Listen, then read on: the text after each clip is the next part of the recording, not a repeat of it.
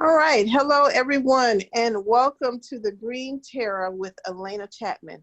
My name is Della, and I will be the moderator for this evening.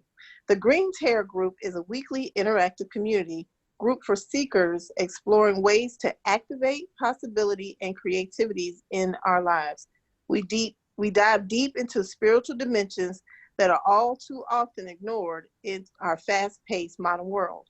The format for each week features a teaching of content for the week, followed by an open conversation facilitated by Elena herself, providing opportunities for each participant to engage, ask questions, share experiences, and deepen the teachings.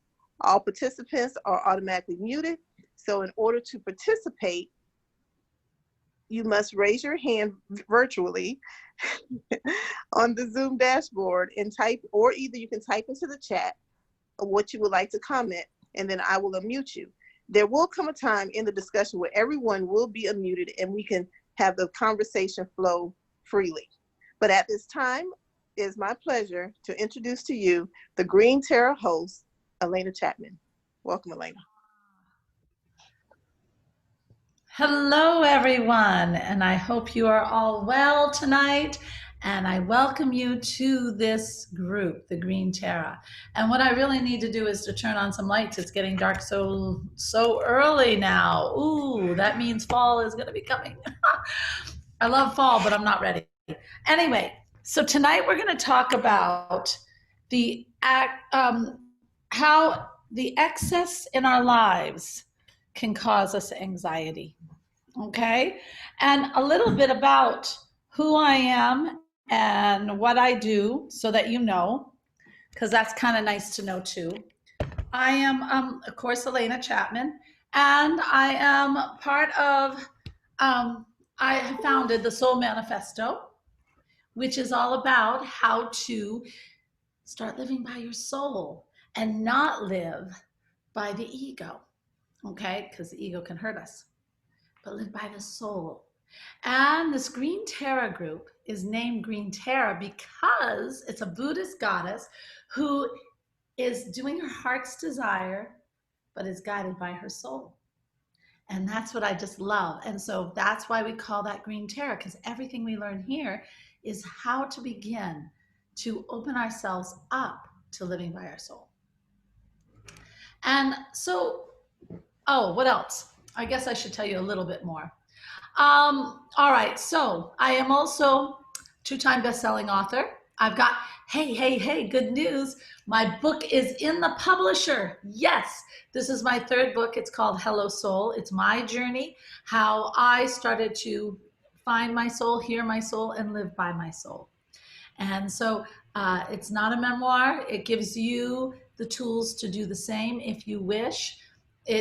You follow me on my journey, but then I have always in all my books, I always have a part where I say, the skills for you. And you can also add those. And as everything you learn tonight and in the book or anything else you do, programs I do, whatever it is, I always say you take the exercises and you morph them or you mold them. You try them out first and then you mold them to help you to whatever works for you, basically. Okay? Whatever works for you. All right, so tonight, what do I mean by the excess causing us anxiety? This is a big one because we don't understand it, and in our culture, because we want more, and we think success is more.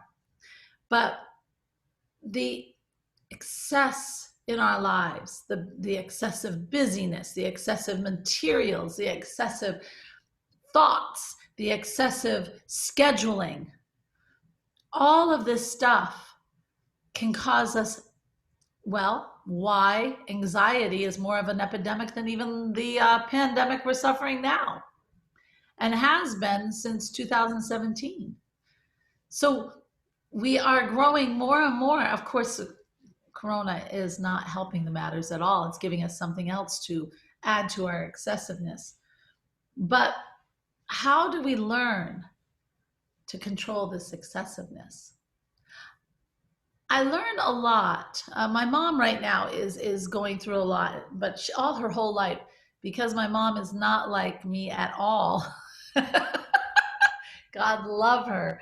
I learned a lot about anxiety. I learned a lot about the excessive in her life. I learned a lot about perception and how anxiety and worry all alter your perception. And so I learned a lot from my mother, my poor mom. Gosh. But I do want to say, when you are right now, I see how the excessive, as she's getting older, how she focuses on the excessive to such an extent that now in her older age, it's actually caused her to become over compulsive. It's actually causing her this great anxiety, and it's absolutely nothing. And it's this obsession with the detail. Did I lock my door? Is the garage door shut? Do I have my keys? Has the dog been out in the last 5 minutes? All these little teeny weeny things that, because she used to do that with her work, with her life earlier, with us kids when we were kids, it's manifested into every little teeny weeny thing in the world. Does that, now you think, oh, Elena, yeah, but that's excessive. Get it? Huh? Well, anyway, yeah, it is. But is it so far off? Think about it. If we are creatures of habit. We are creatures that love routine. My gosh, anything that says ritual on Facebook or Instagram is like, oh my gosh, ritual, oh my gosh. But ritual is habit, and that's fine. But see how we crave it? Anything that gives us structure that we can do over and over, that we are in a habitual form of doing. And the way we think is also habit. What we collect in our lives and value, habit. The people we associate with, even if they're not good for us, habit. So if we train our minds by habit to constantly bounce from one excessive thing to another, over and over and over. Oh my gosh, the kid's schedule. I got to get this one to baseball. I got to get this one to basketball or whatever. Oh my gosh, my work. I got to turn this in. I got to get this done. I got to do this. I got to talk to that client over there. You know, oh my gosh, I'm going to miss that lunch date if I don't hurry. Excessive. The mind, busy. You can't turn it off. Then you get home. Oh my gosh, now I got to exercise. I got to keep fit. I got to live that healthy lifestyle. I've got to do my yoga. I've got to make my dinner. Busy. Have trouble going to bed because the mind is so busy. Excessive crap all spinning in there. Then we get addicted to it. And when we all of a sudden can just be, we don't know what to do with ourselves. Okay? Or why do people come to me? Because they can't shut off their mind. Why do people always want to learn the meditation I teach? Because it helps shut off your mind. They don't know how to do it on their own. It's just the way it is. We've trained our minds to be excessive. And oh my gosh, if you don't have a lot to think about, then we've got to turn on something that's going to give us something to think about. And I used to do this too. I used to love to turn on NPR and listen to all the shows and think I was so informed. And I was just so on top of everything. But really, it was noise. Now I've cut myself off of that and I know just as much as I did when I was listening to it. Interesting, isn't it? We crave the excessive. What's the first thing so many people want to do when they're not feeling well? They want to go out shopping. Habitual and excessive. And then they buy and they bring it home, and then they have that product, and then guess what? They're back where they started. They still don't feel good. You know, it's excessive. That's excessive behavior. We live excessively, and it's hurting us because it never gives us a chance to let go, to be quiet, to calm. And yet, this calmness is where all clarity comes from. Clarity and insight and a greater understanding of who we are, how we oh my gosh, I got tongue-tied. How we relate to our world. Oh my gosh. How we relate to our world, how we relate to relationships, how we learn our lessons in this world. It gives us clarity on all this. But if we have to keep our mind with all this excessive crap in it, and our world with all this excessive crap in it, being busy, that's the other one, I almost forgot. Being busy constantly is another habit. Being busy and feeling that is what I have to be productive. I have to be busy. I have to be busy. That's another thing. It's excessive. It's over the top. You don't need to be that busy. I guarantee you really don't need to fill every minute of your day. You don't need to fill every inch of your house. You don't need to fill every space in your mind. Because what happens is that constant excessive then starts to eat. And the ego has a freaking field day with it. It takes it and it makes it bigger than it is. And then you end up like my mother, my blessed mother, who wants to drive back to the house 4 times to make sure the garage door is shut, who worries about everything under the freaking sun. Her mind fills up with so much stuff that she doesn't need. And it just eats at her. And here's what it does. Okay, so it doesn't give you clarity, but it stops you from really living your fullest. It stops you from living the creative life you're meant to live. It stops you from, I know it seems like you're so busy and you're experiencing a lot, but believe it or not, it's stopping you from living the experiences on this life and learning the lessons you're supposed to learn, because you're in an excessive mode. This is very big. And here in America, we believe in the excessive. The biggest house, the biggest dog, the perfect kids, the perfect garden. Oh no, excuse me, the perfect grass. We love our grass. Living the perfect career that's growing. The 2.5 children, which I still haven't understood. The excessive, more is better. More is better. It's always more is better. The perfect car, the perfect everything. Perfect, big, lots of it. And it doesn't have to be. It sets us up for the kind of mindset to be that excessive. And it stops us. Here's a little mini thing. I remember I was very fortunate in my younger days to be able to live in Vienna, or Wien. I used to call it Wien. Well, it was Wien in German. So I lived there. I had a little apartment and I was with my friend, okay? And there were guys from Texas who were also there. Not that I have anything against Texas. Texas is Texas, it's fine. But I remember every time we went out, yes, I agree. I had had enough Wiener Schnitzel to sink a ship. But there were other things too there. But the one thing they didn't have was a giant steak. And if they did, they seasoned it differently.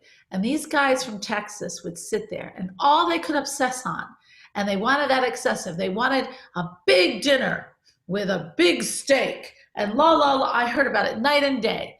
This place doesn't have a big steak. And they're like obsessing about this, how big everything has to be and how it had to be a steak, that they didn't see some of the very cool things in being. Like, number one, getting up and going to the pastry shop. They have some of the best freaking pastries in the whole wide world. Or on Sunday morning, the Naschmarkt, which was on the Kärntnerstrasse, in the middle of where the opera was, and there was this big like courtyard. They'd have this wonderful market where you could get lace and you could get food and you could get antiques. They missed all that because they were all swallowed up in their excessiveness of what it should be. And see how they had convinced themselves, and they were actually worried they would never get it again.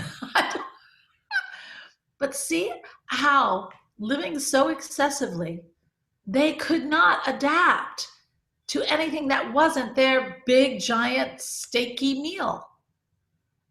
And they missed experiencing another culture to its fullest. We miss things when we get stuck in this belief of the excessive and living the excessive. And I can tell you example over example over example. So, first of all, what I want to do is I want to stop, because this is a discussion group. So I set the stage. Now, what I want to do is find out what you think about this. So who would like to start? And it does, just maybe you're thinking it through. I love it. So let me hear what you're thinking. I love discussions, guys. I live for discussions. Is anybody gonna feed my love for discussions? Anybody there? CW, how about you? And where are you from? So quiet. I can hear birds chirping and crickets. And you really don't want me to sing all by myself. I could, but I'm not going to. All right, Della, what about you, hon? Well, I mean, the excess is something that I won't say struggle with, but I've gotten better about over the years. Being a military brat and moving every 2 to 3 years, you try to cling on to as many things as possible, or memories and that kind of stuff. And then even just the knowledge, you want to be efficient in your job. So you want to study this or study that and get these degrees and certifications. And so sometimes it does become overwhelming. And then, so now at this point in my life, I'm just trying to figure out what's important and what's not, what I've used in the last 5 or 10 years and what I haven't, and minimize, because the excess does give me anxiety. The excess does make me, concerned or worried when I shouldn't be. And so, tonight's topic is perfectly in line where I'm at in life, as well as, the different things that I'm doing to improve life. But it's just been a challenge because, like I said, for me, I didn't grow up in a one town, and have friends from birth till now, so it's these little trinkets that I hold on to, like a shoe, like one shoe for my grandmother. If I lost it, I would be devastated.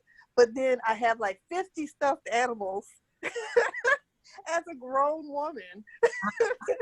If I was to show you guys the picture, you'd be like, oh, that's her daughter's room. No, that's my room.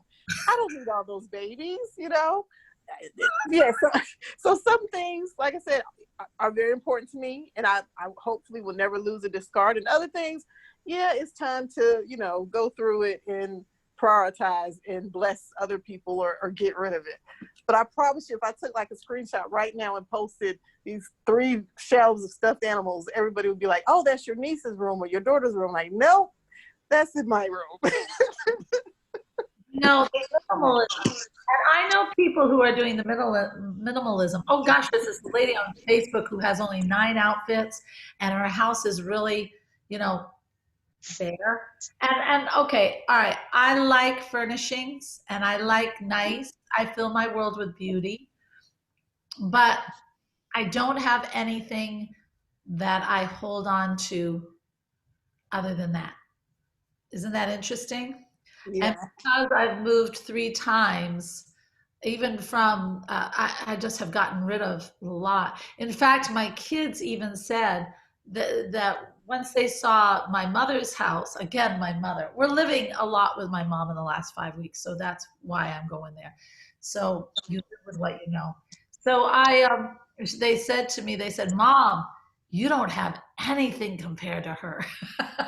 I keep thinking I'm going to have to clean out that house someday and it's going to be horrid. But yet again, all that excessive in that house, well, now in her older age, it's bringing back memories that aren't so good. It's this worry created instead of giving her comfort. It's flooding her mind with excessive how they died, how this went, how much she's missing now. All it's going the wrong way. It's training the mind, but of course it would. And do you know why? And this is key. Because to worry gives the mind something solid to grab onto and spin in its head. And that's why so many people get addicted to worry. They feel like they're doing something. I had a client who had real big worry developed by living excessively, worrying about everything, so busy trying to ignore everything. All right. So worry, worry, worry, worry, worry. And all of a sudden, I said to them, I said, well, why don't you do something about it if you're so worried? And they said, I'm worrying. But this is the thing. The mind fools itself. The ego fools itself. When you're worrying, you're not doing anything. You're not helping anybody. You're not making any progress on that project. You are not moving forward in any sort of way. Your ego makes you think you are, but you're not. You instead are spinning in your head excessive information. What if the world collapses? What if we get corona? What happens? What if everything, we can't get McDonald's shakes anymore? What happens? You know what I mean? Stupid stuff starts entering in. Really, people actually worry about that kind of stuff. What happens if I can't get my cafe au lait something or other? What happens? Oh my God. And it's just, it feeds on it now. The excessive feeds on more excessive because it makes you feel like you are doing something. And you're not. It's all in your head. Isn't that amazing? Yeah. We have some responses from Facebook. Oh, good. Um, Say I don't have it on because I get feedback. okay. So we have Laura Stewart Shortridge. She's been watching since the beginning. And she said that she says, congratulations on your 3rd book. And then she says she has simplified her life in many ways since she started her awareness journey. And she was listening to the comments about your mom, and she says her mom is just the opposite. She is now 95 and has given almost everything away and simplified as much as possible in the past 56 years, ever since her father died. Now, see, isn't that interesting? So Yeah. your mom has gotten to the point where she understands. My mother has not. My mom is so hard head. I don't think it's going to happen, unfortunately. However, and I bet she's a lot happier. And I bet she lives lighter. And I bet, you have better conversations with her. I'd love to hear why, the benefits of this, because it's big.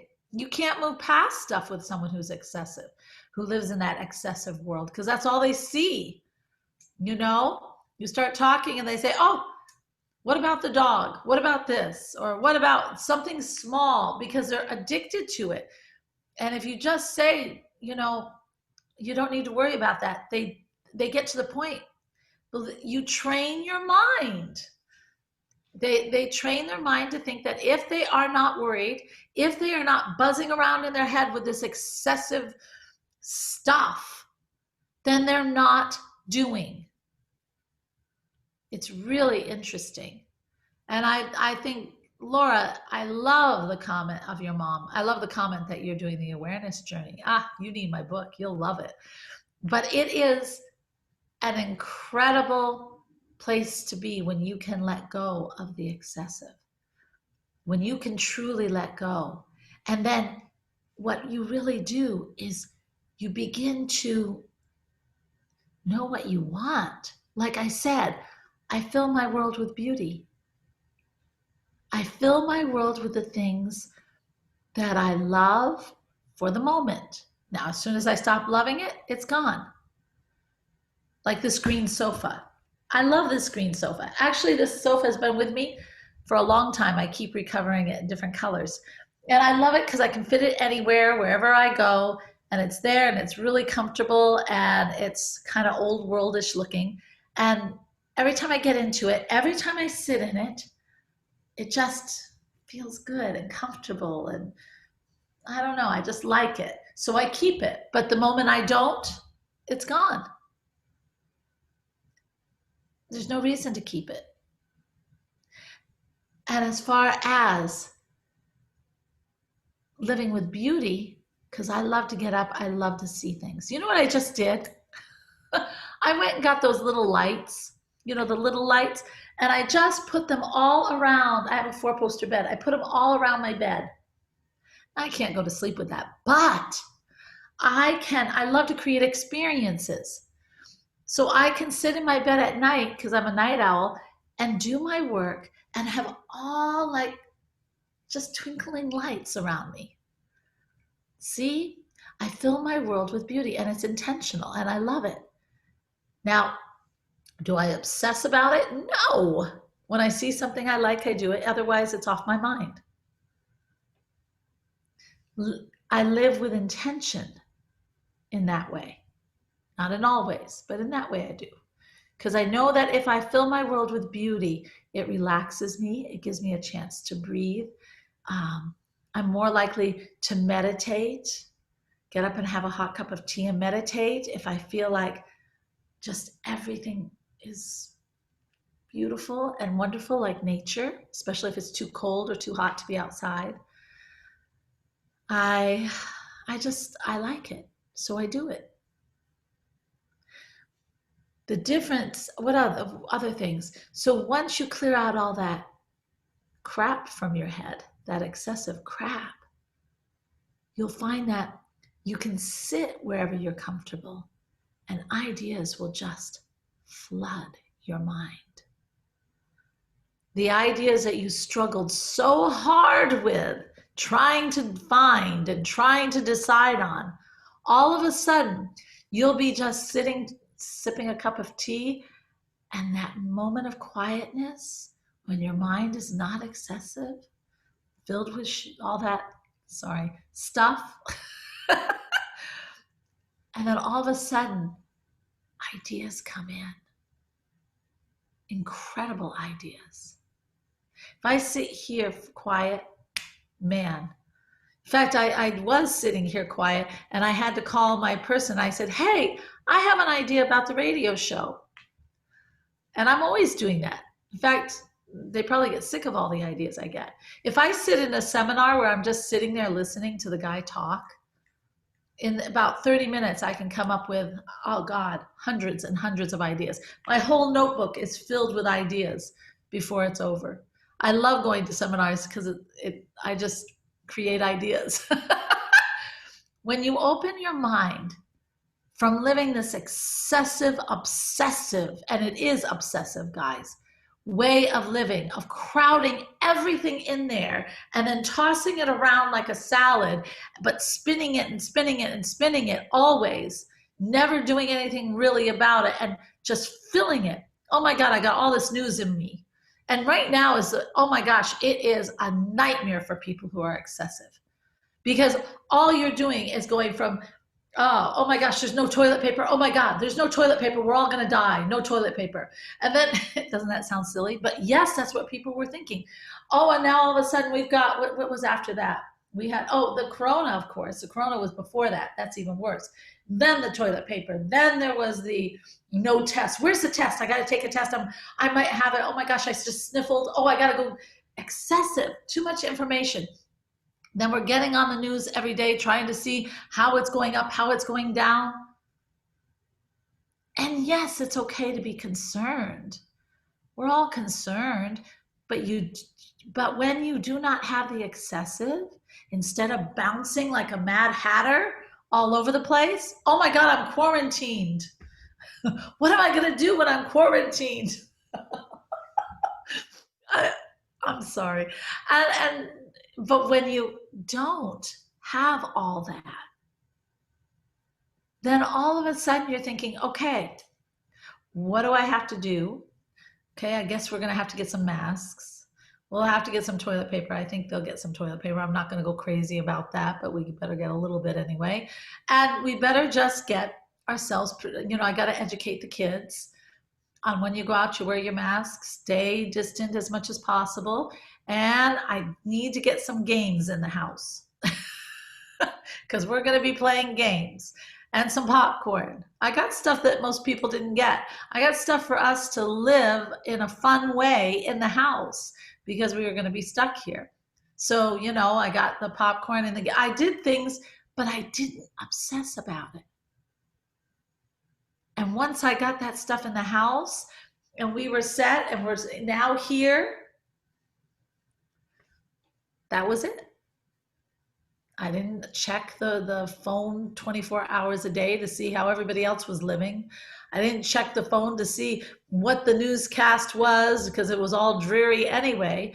My job was to protect my family and make sure, and my friends, talk to my friends, make sure they're okay, and just make sure that we were all doing well. That's it. Do you see how that's different? And do you see how much more calm your world becomes? As a Man Thinketh has a chapter. I talked about this last time. I love this chapter. It's called Serenity, and it's by James Allen. I love that book. In fact, when I first started, way back, I was 18. And we're not going to say what we are now. So 18, and I read James Allen. And that's when As a Man Thinketh.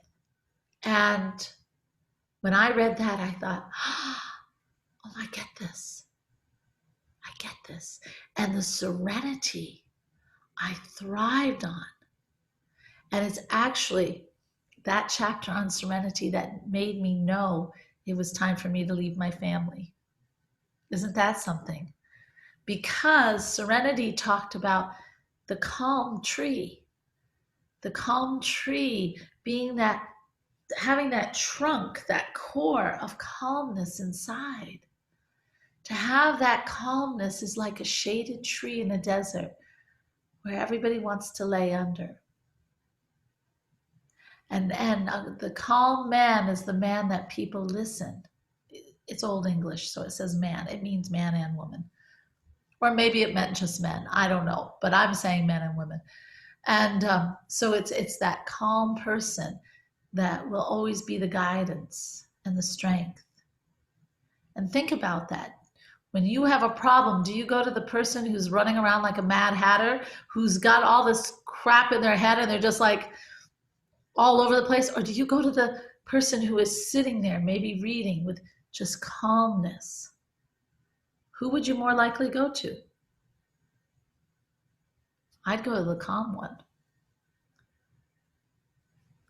Being calm is a state where you can think and where you can have the direct flow of divinity coming into you, giving you ideas and clarity and the understanding, the higher understanding of everything you're going through in your life, your challenges, the lessons you're supposed to learn. But you gotta get the noise out of there. And that's the excessive. Get the noise out. Okay? Now, somebody has to be thinking this is right on or this is so far off. Well, we have another response off of Facebook. It's Pamela. Hi, Pamela. She's saying hello, everyone. And she said this is really good information. She's still working on her transformation. And these are great tools that you're sharing tonight. Well, thank you. Out on Facebook and from here. Oh, we got someone in a chat. Oh, that's me, Elena. Hi, Kerry. Hi, Carrie. Hello. Hello. Hi. Right on. Right on. Oh. I'm glad you're on. Now, you know what? She's all the way from England, and this girl, my gosh, it's like 11:30 there. Now No, that, 12:40. oh my God, that and I had love, some insomnia, but I'm still up. did you draw What? that? Did you draw that artwork? I did. I did it. It's a hinged doll from a magazine Yeah. with a wooden doll. That's Yeah. beautiful. Thank you. Woo. I'm always amazed every time I talk to you. I'm always amazed. This is Wow. Thank you. dogs.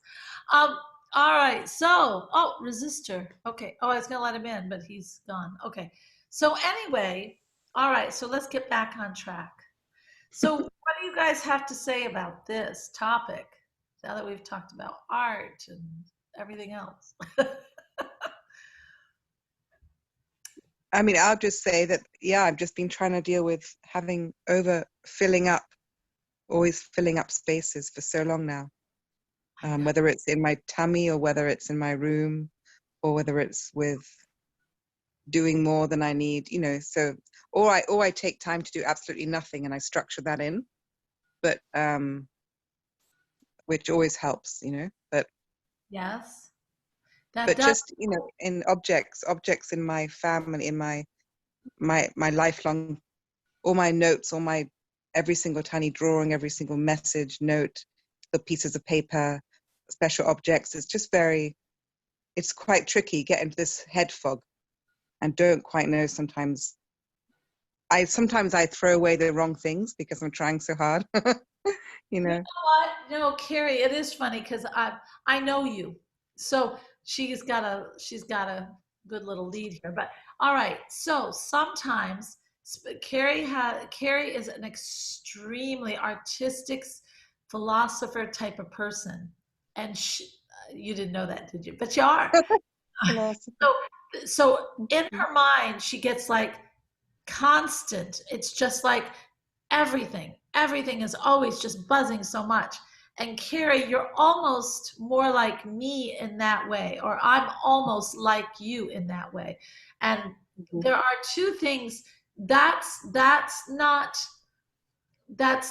exactly, hi Marta, welcome. That is not the excessive that most people get, like my mom, for instance. That's totally opposite my mom. However, it can be just as hard and harmful, right? Because it creates chaos in the mind. Yeah, too much of anything. Too much of anything. It's like the diet. Too much of a diet isn't good. Too much eating is not good. It's always in the middle. We want to be in the middle. So with this, there are some things you might try. And one of them you're already trying is that's your, you're clearing out certain things. I would leave a notepad by my bed so I can write down ideas. Okay. The thing, once you write it down, let it leave your head.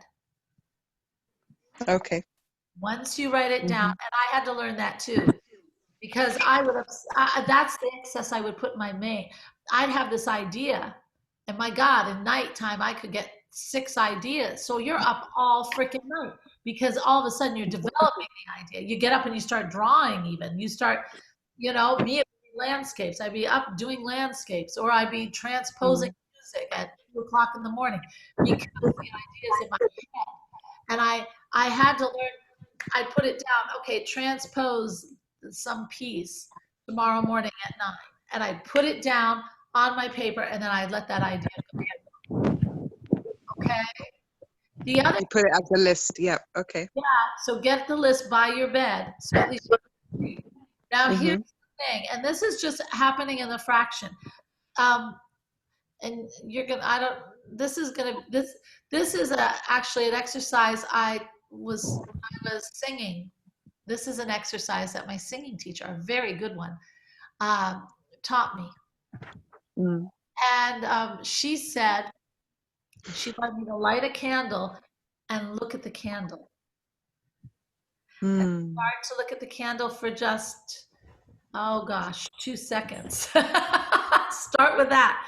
Then go longer and longer and longer. And when you are looking at the candle, you are concentrating on the candle, not on ideas, not on why is the world this way or that. Why? No, just on the candle.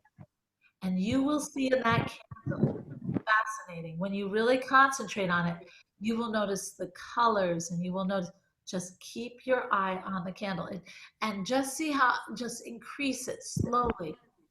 And that's teaching your mind to focus. Very good. Yeah. And it helped me singing tremendously. Because I could be on stage after doing that exercise, and I swear there could be the Titanic could come busting through the door, and I would be still singing my aria and not even care. That's nice. And so start to do that. And then once you get that accomplished, then you can transfer it over into your life. Like, how ideas interrupt other ideas, or philosophies other philosophies, and everything can go into this like constant stream of stuff. All right, then say, okay, this is what I'm thinking of right now, and write it down, and don't let your mind deviate for 5 minutes. Just stay on that thing. And then when you're ready for something new, then you move to it. Do you see? It's training. Yeah. Mind it's more sweet. organized, and it's a way to actually set yourself with something. It's a way to gain sanity, because But what about with actual physical objects? Now the physical objects. Tell me exactly what you're doing with that. So you have physical objects. What about them? Well, I like going, like when I go away, I get an Airbnb somewhere. I like that it's just an empty room and I just have a few things. But there's always this part of me that wants to fill up everything I have, put it out so I'll see it. It's just this thing about I'm always having to eliminate everything. Some people don't seem to have that problem. They just have a few things, and that's, or nothing, or one thing. And I always have so many. Well, so, you do a lot of traveling too. No, I mean, the traveling is good because I just bring it's like in terms of my life, I have so many ideas, like, the painting, the singing, the dance, everything. I want it all there at the same time. Express. And you meditate, don't you? I mean, I could meditate more, but I think it's time. You need to put some intentions in there, like ask questions.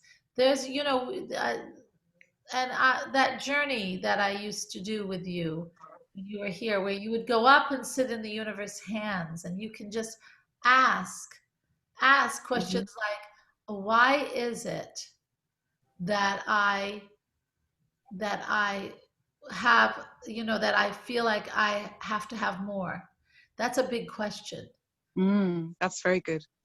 There's a lesson in there, and there's a reason. So it's time to ask that question. And you might have to ask it a couple of times. Yeah. But it's time, because that's the source right there. Yep. So it's time to address it. Yeah. Yeah. Thank you. Oh, you're welcome, sweetheart. Aren't you glad you stayed up? I'm glad I stayed up. Oh.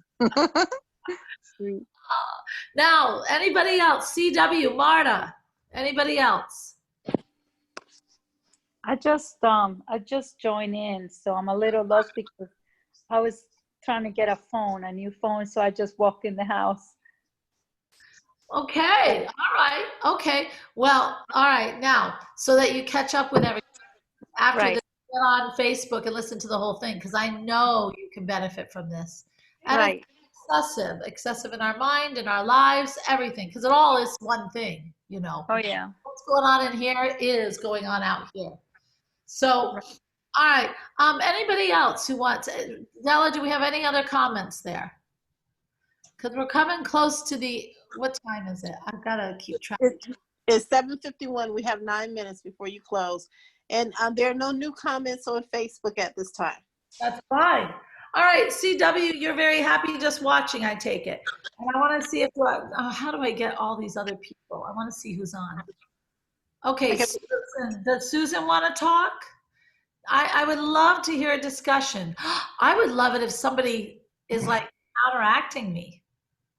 Hello, yes, this is CW. I am happy just listening. Hi. Hey, how are you?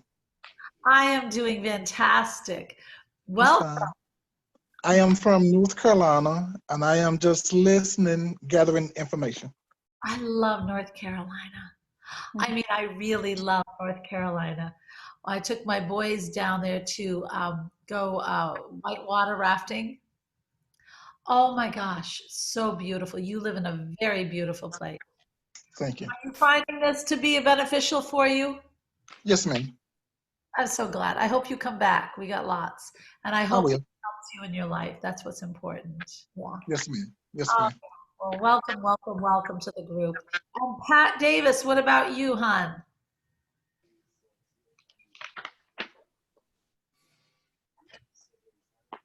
We're just gonna be quiet. Okay. All right. Susan just wrote in the chat that she got on very late, but she's listening. Okay, for all of you, because it's only 9 minutes, go back and listen to the Facebook. I think you'll find it very beneficial.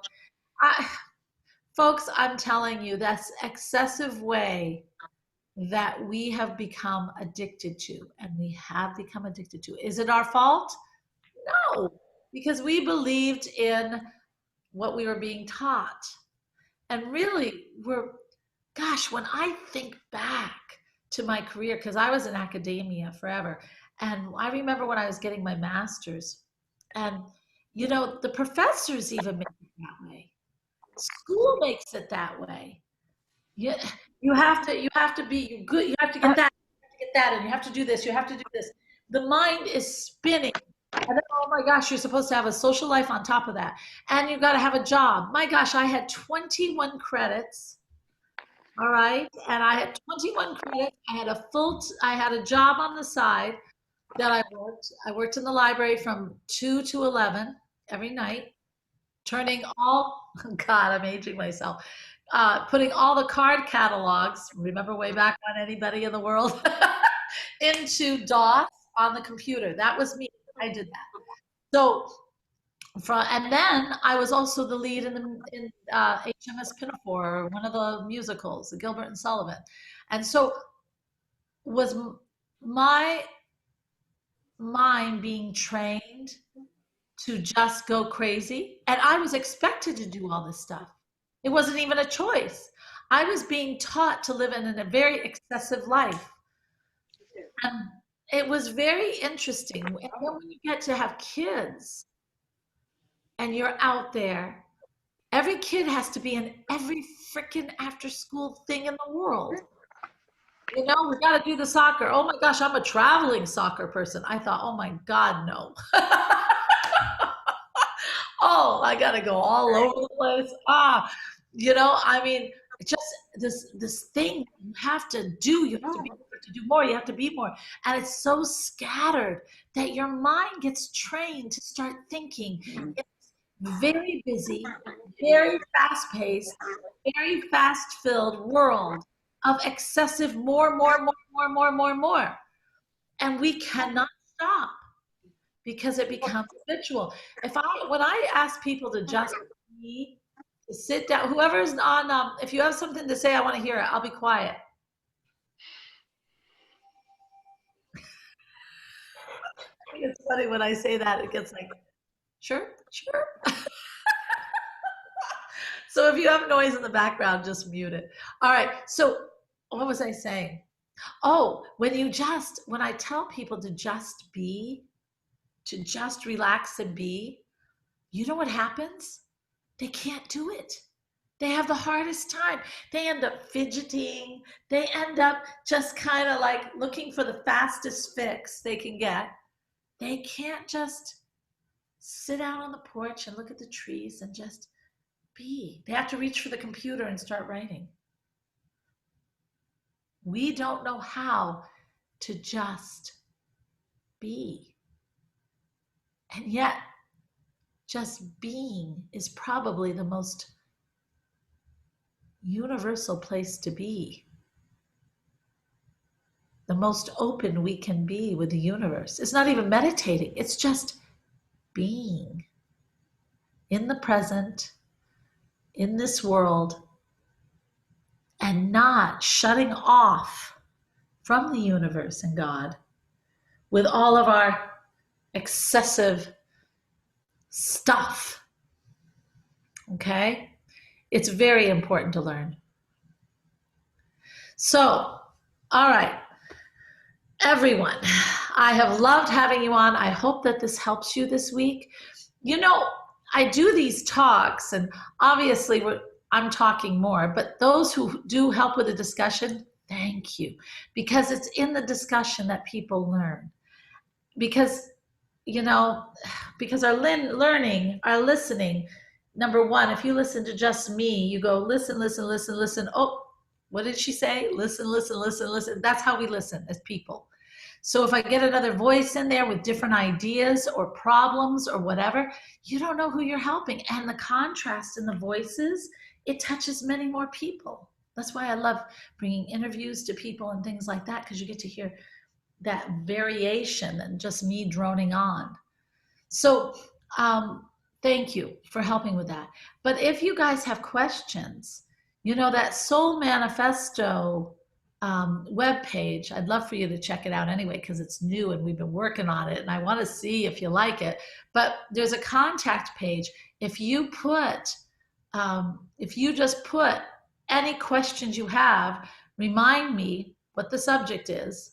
That always helps, because I've got things coming in about a lot of shows I do too. Just thank you. Just put it at soulmanifesto.com. Put your questions in and I'll get back to you.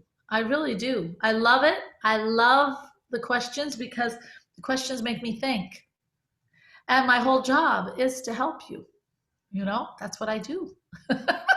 I help you to live by your soul. We got to get rid of the excessive. That's the first thing we have to get rid of in order to open up to that. So this is the week.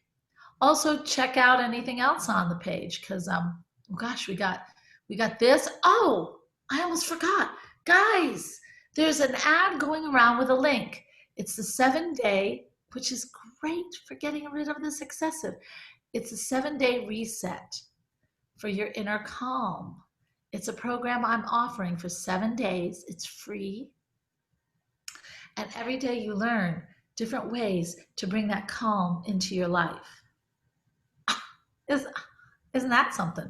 So if you are on soulmanifesto.com and you are looking for the comment page, you might check that out and sign up, because that's a limited time offer and it is free. So you might want to get yourself over there. All right. As always, spirit is love.